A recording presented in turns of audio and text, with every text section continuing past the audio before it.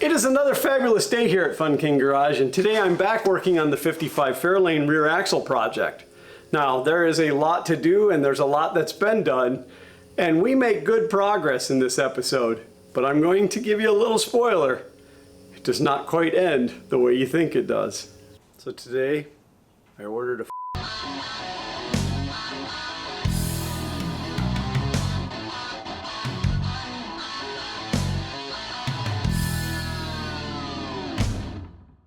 quick realization. I need to take the bottom, at least the bottom, maybe the bottom and the top, but I need to at least remove the bottom bolt off of the shocks. But when I do that, this thing is going to go boom.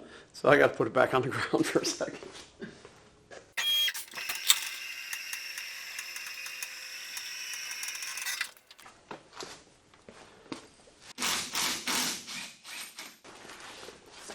There's one.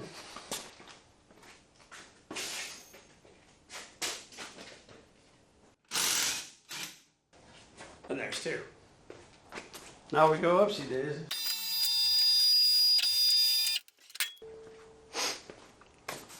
Now I got plenty of wheel well clearance to get that off.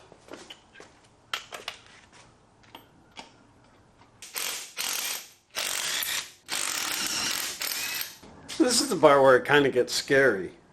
Scary from, the perspective of I've been able to take all the measurements I've wanted to up until now. And all of a sudden now I'm going to get to a point where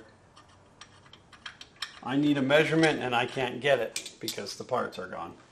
So obviously we'll cross that bridge when we come to it, but it's still scary.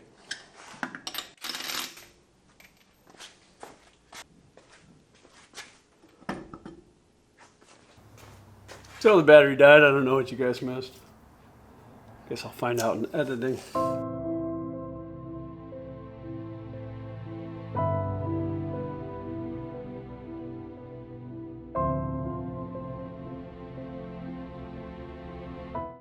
Right now I'm just going to put some tape on the leaf springs. PF, passenger front.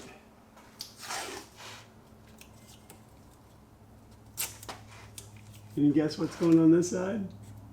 That's right. DF. For dumb? No. I don't know if these leaves are different front to back. The eyelets are different, but I just want to be sure. I'm also not sure if these springs holding the emergency brake cable are a stock feature or not. But that's fun. That was pretty good. I didn't even have to hold the shaft. That's the benefit. Putting the PB blaster on there the night before.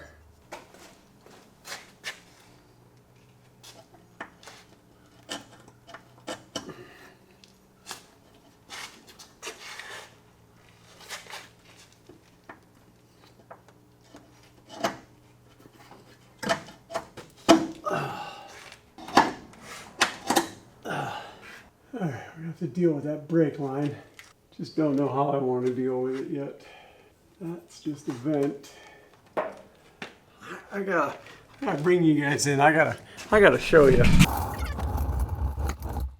So when I tell you these brake lines have issues, that's a standard compression fitting. Just there. Like there's a little tiny piece of brake line and then a compression fitting. And then this is kinked really, really hard. That's ridiculous. Compression fitting, then the block, a compression fitting, a coupler. Terrible. Listen, brakes are an important part of your car. My shop teacher used to tell me it was the most important. Don't do stuff like that. Just don't do it. So I got a new tool. I always get new tools. I love tools. Don't know if you've ever seen these, but they're a brake line clamp. I'd never seen these. I don't even remember where I seen them, but I immediately went and ordered a set, and they were cheap. I think they were like $10 for four, a couple different sizes. But you put the line through there, and then that rubber nubby blocks off your brake line, so it doesn't drip all out. stand.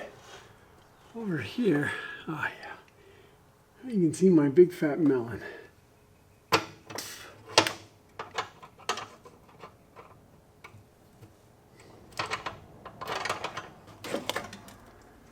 It's nice. Yeah, I got some brake fluid dripping there. Supposedly. Do this.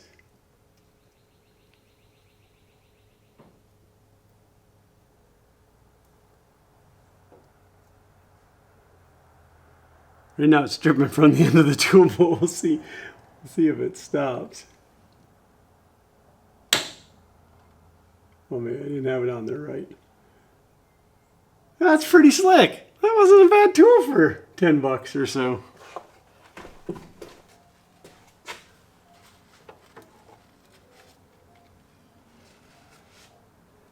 All right. That's fine and dandy. Terrible job, but fine and dandy anyway. Now, I'm pretty sure that the little tang here that's holding that in, which is definitely not a brake clip, I believe that's just a shim, like a body shim. This flex line has to be replaced because it was rubbing on the exhaust system, and there's a half moon horn in it.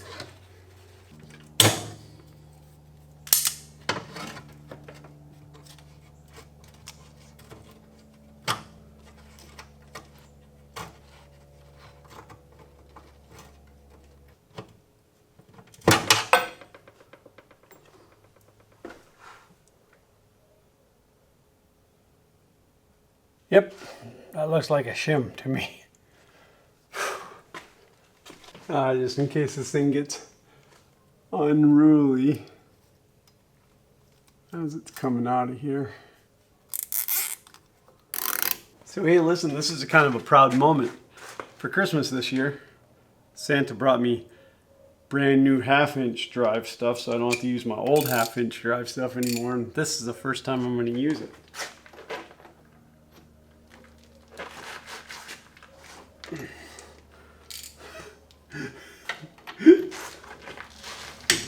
Oh, let me get a bigger ratchet. Now, you tell me that this is not a glorious ratchet. And you can get one of these at Tekton.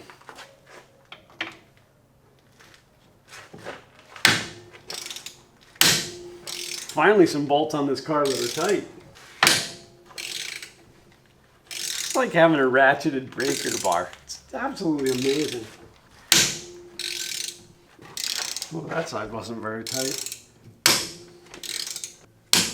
All right, now I'll go back to a smaller ratchet.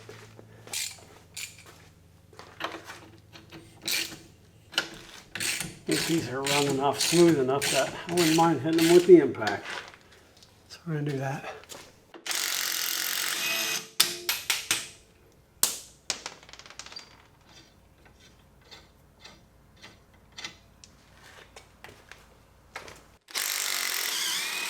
Nope, that one's coming off by hand. Hey, you know what I just realized?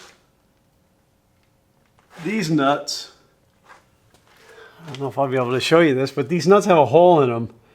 And if I remember correctly, and somebody can correct me if I'm wrong, that is so that you can put penetrating oil in there and get to the threads.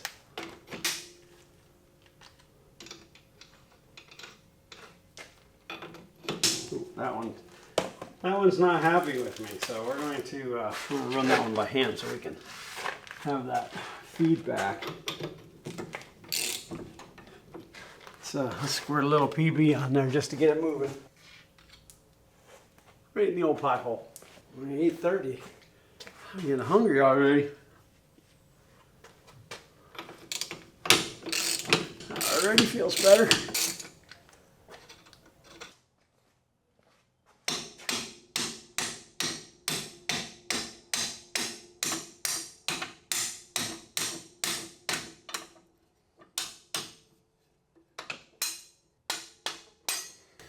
You know, anytime I have to beat on something with a hammer, I always think about that movie. I believe it was Splash with Tom Hanks, where he's in the boat and the guy's got the outboard motor and it doesn't run, and he goes, "Don't worry, I'm a mechanic," and he starts whaling it with a hammer. I can fix it. I'm mechanical. Ooh-wee, I might have to go in for second breakfast.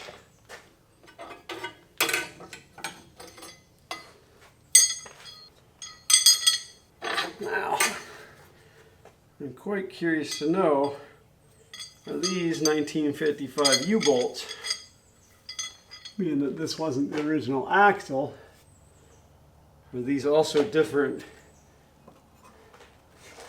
U-bolt plates and different U-bolts?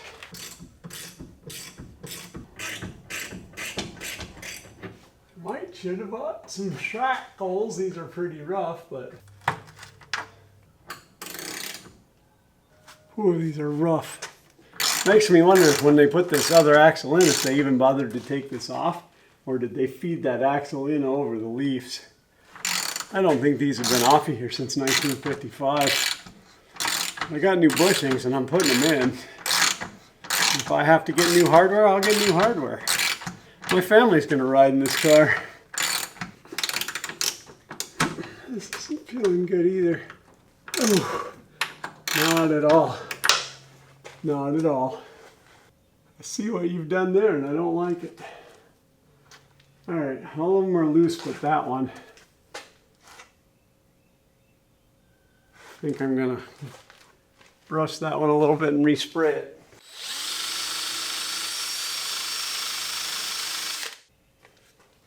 To be fair, it is covered with like undercoating and paint and, you know, 1,000 years of grime. Just hope I don't have to use vice grips to get that off. What do you think this is? Vice grip garage? Oh, that Derek, I like that guy. All right. Those are loose. Those are loose. That one's loose. I can bring this down, undo the back, and take this out that way. So I'm gonna take a minute, rearrange, be right back. So this is my plan. This is a 1,000 pound hydraulic lift table from the Harbor Freights. 2x12 and a couple of jack stands. Should be more than enough capacity for that rear end.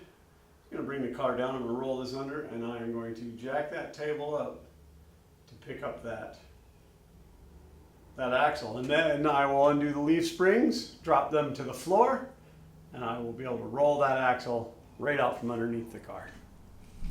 And hopefully no one dies. I mean, to be fair, I'm the only one here, so that'd be me.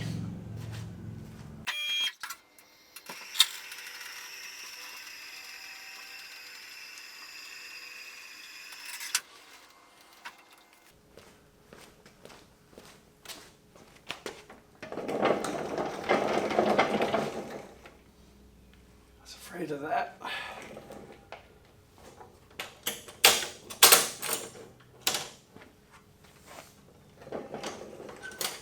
One of these days I'm going to figure out how to modify this table so that that handle can flip both ways. As you see, as the table goes up, it runs into the handle.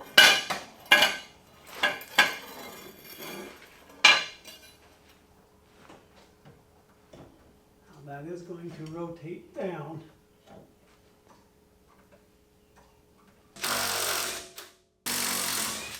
I'm guessing this rear end weighs about, I don't know, 140, 150 pounds. If that pumpkin is 80 pounds, at least the new one is.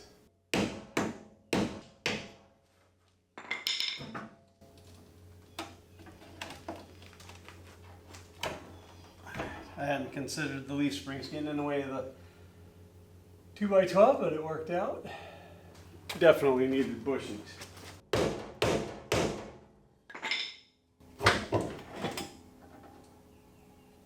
Yeah.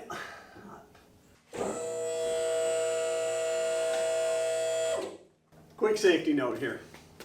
If you're using a lift and you remove any substantial piece of the car, in this case the rear end, or motor and transmission, always recheck to make sure that you're stable on the lift.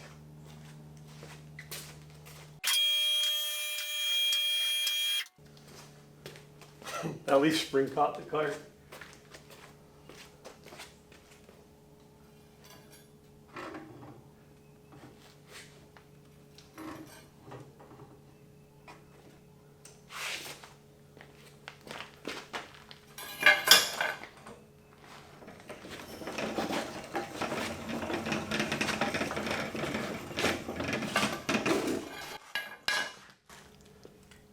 diffs out.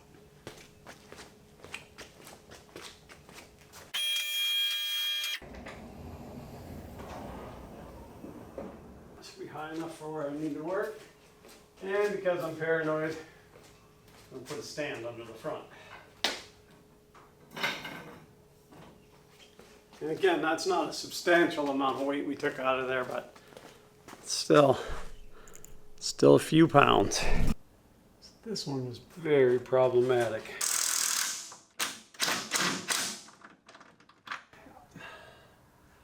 I did it now.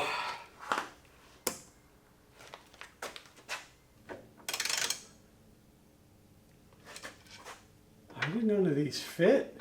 This could purely be a situation where there's just a lot of undercoating and paint, and dirt and rust.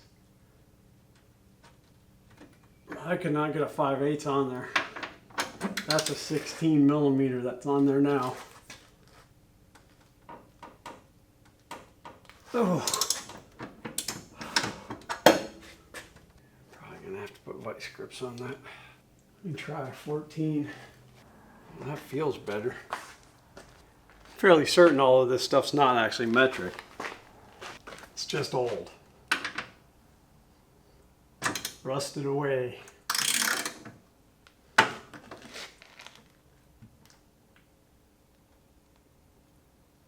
No. That's slipping a 14.6 point. I don't want to heat it. It's right there on my jack pad.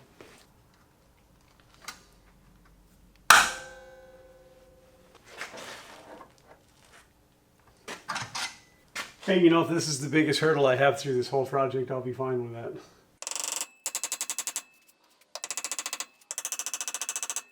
I think I'm going to take this one out and see what kind of bolt that is. If it's anything super special that I'm not going to be able to replace easily, then I will consider something different. But otherwise, I'm going to consider just cutting the head off of that thing and driving it out of there. Because that thing's in there.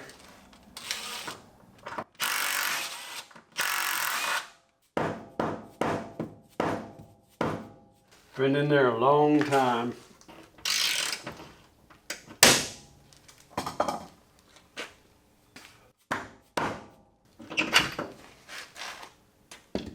Oh, that's gonna need... That's a different bushing. 2, 4, 6, 8. Why did they sell me 12 of those if these are different? This has got a sleeve in the middle of it. I don't know if you'll be able to see that, but it's really just kind of goofed up.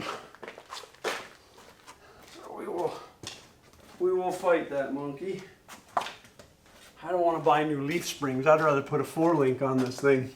Mainly at this point, there's nothing left under here. I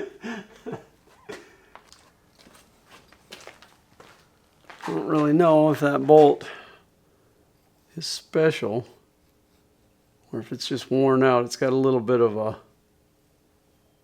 think it's just worn out. Oh, I think it's moving. It is.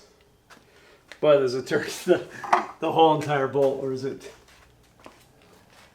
letting that nut go? Oh, it's letting the nut go. Yes. Thank you, Jesus.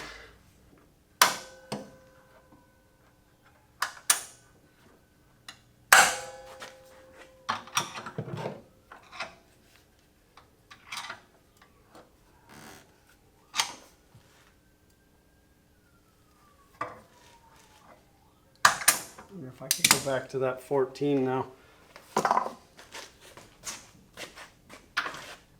Oh, well, that's gonna leave a mark. Should probably start wearing a hat when I'm out here. No, that's chewed now. 9/16 grabs it. It does. Oh, thank you, Lord. That nut is all kinds of chewed up.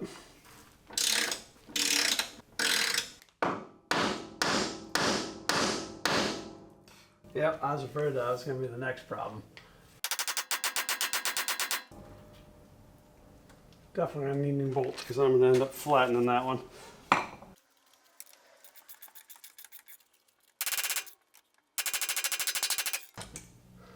That baby is shroomed.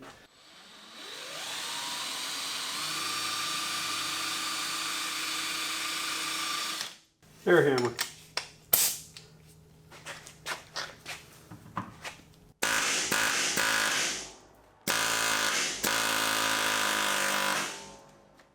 That's how it's done.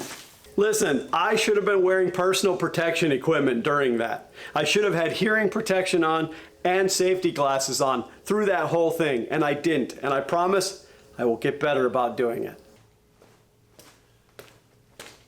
So what I did was I drilled a little indent in the back of the bolt so that the hammer wouldn't slip. And then I drilled it, or I hammered it. Oh yeah, this bolt's in rough shape.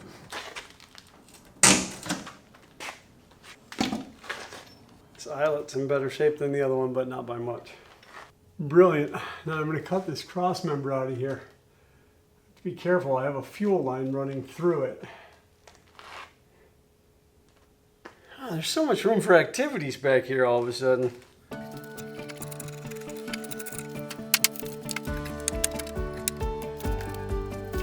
So that's the easy end. This guy,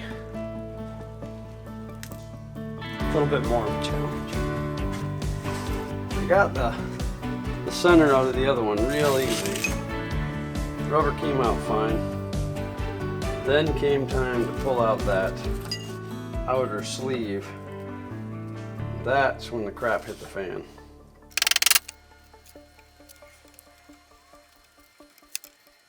I'm gonna take this over to the press and I'm gonna see if I can get it out of there. I'd take you with, but there's just no room over there. So I got the middle pushed out of it. But I'm running into the same situation with this one that I had with the other one, and that is that the sleeve, it's just so thin, there's nothing to push on with the press. And everything I'm finding that's close, it's just pushing into the seal, into the sleeve. So I'm gonna go back to the chisels and hammers, but I won't make you sit through that because it's loud and annoying. All right, so after bashing on that with chisels and punches and yeah, I ended up I got the top of that sleeve to fold over like this, and that gave me enough lip that I used a socket that was smaller than this diameter, and I pushed it out, and it a little bit of resistance at first, and then all of a sudden it was just ready to go.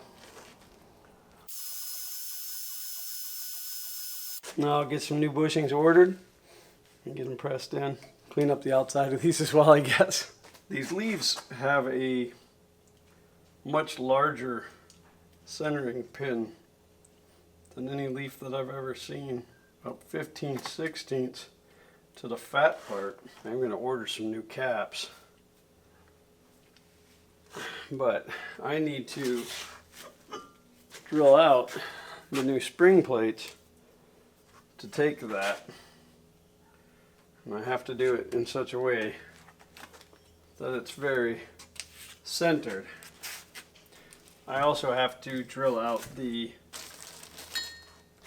saddles because they have a normal size hole in them as well. So I guess that's my next task. So it's way early the next morning, and I snapped awake just enough to put myself together to run out here. I got to thinking about, I was going to order these new rubber insulators that are under these plates, and I was going to have to drill the U-bolt plate as well as the saddles out to a 15/16 inch hole to fit over this nub. But there's got to be a bolt underneath there. So I'm going to pop these off and see what I'm dealing with. Because if it's just a regular centering bolt, or if I can put in a regular centering bolt, I'd rather do that instead of having this. In my head, I can't come up with the reason why this would exist. I don't think I've ever had another car that required this. I mean, I'm sure it's a noise insulator, but this part shouldn't be moving. This should be bolted down so tightly, and I'm willing to bet that it is rusty. And I can still see the original Ford numbers on that. That's brilliant.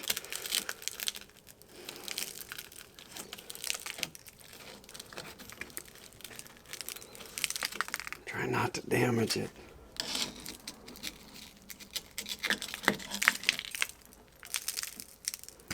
Oh, look at that. The original Ford Leaf numbers. That's great. And they've embedded themselves into the rubber.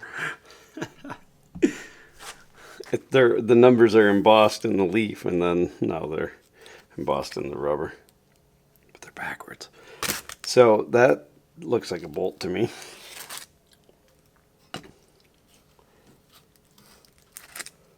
There's definitely some corrosion up underneath here. Again, I don't want to buy new leaf springs because my goal is to 4-link the rear of this thing. Just not yet. Only because, money.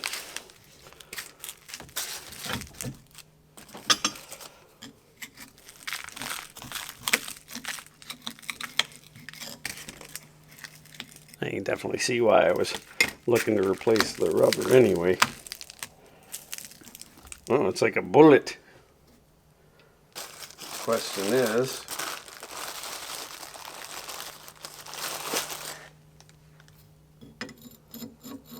it's not the right size. Whoop. I could easily replace that with a different leaf bolt. Yeah, that's good. Now I'm going to get all that rust and corrosion cleaned out of there. I'm going to order new anti-squeak pads for where they go, and then the new bushings, but that's, by not putting those back in, that's going to actually save me probably close to $100 by the time that I bought a 15/16 drill bit. Drilled all of that out, and for what? Honestly, for what?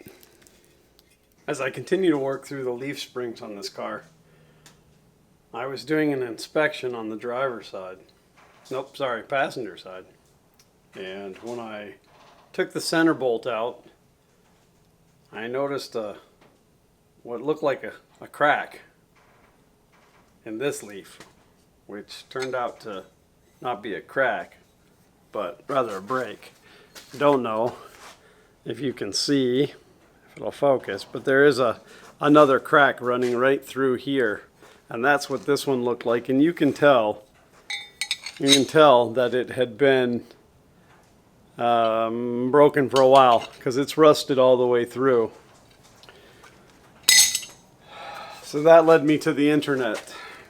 And an internet search brought up a pair of replacement springs of not questionable quality to be $1,200. So today, I ordered a 4-link rear suspension. I'm going to continue working through this leaf spring because I want to use these leaves as a positioning tool for the rear end as I install the 4-link kit. It is a triangulated 4-link kit, so I don't have to have a panhard bar, but I want to make sure that I get everything in position. I took a bunch of measurements before I ever took anything out. The only thing that I don't know is the angle of the frame when the car is at ride height. So I'm going to have to attempt to figure that out, and it may come down to putting blocking under the rear axle of the appropriate height, etc., etc. But we'll get there. The kit that I ordered is not specific for the 55 Fairlane because I couldn't find one. So I did end up ordering one for the Tri-5 Chevrolets, and you know what? I'm going to make it work. It's what I do. So that will be coming. It's actually supposed to be here this week, and then I have to figure out what coilovers I'm going to put on it, whether I'm going to do springs or air, good quality, cheap to get me by. So many more questions. And all I want is to drive this car. Well, as you can see, this portion of the project is not yet a wrap.